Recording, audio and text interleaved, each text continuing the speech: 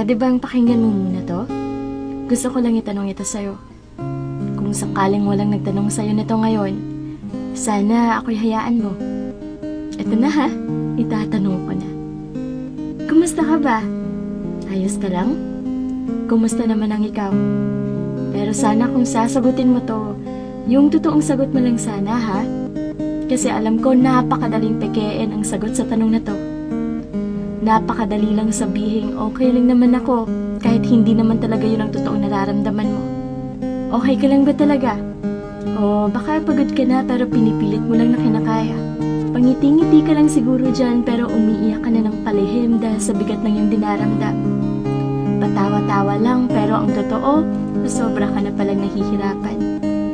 Nagbibigay ka pa ng payo at ng comfort pero ikaw din pala ay sobra ng napapagod.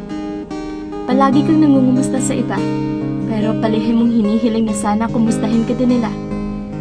Siguro pakiramdam mo ngayon nag-iisa ka, na wala kang karamay, na walang nakakaintindi, na walang nakikinig, na baka wala ng pag-asang mawala ang nararamdaman mong bigat at sakit.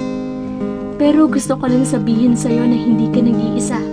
May karamay ka, may nakakaintindi, may nakikinig. May pag-asa pang mawala ang nararamdaman mong bigat at sakit.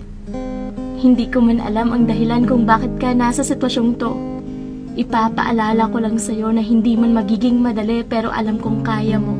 Isipin mo ang mga nakaraang pagsubok na inakala mo dati hindi mo mapapagtagumpayan. Pero heto ka, andito ka ngayon kasi yung mga pagsubok na yun ay yung nalampasan.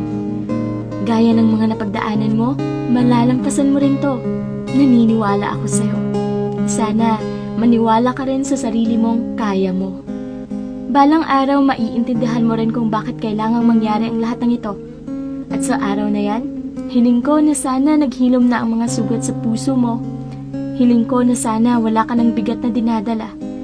Hiling ko na yung mga ngiting ipapakita mo sa araw na yan ay totoo na talaga. Deserve mo ang mga magagandang bagay sa mundong to. Kaya kumapit ka at huwag na huwag kang susuko. Titila din ang bagyo. Naniniwala akong sisikat din ang araw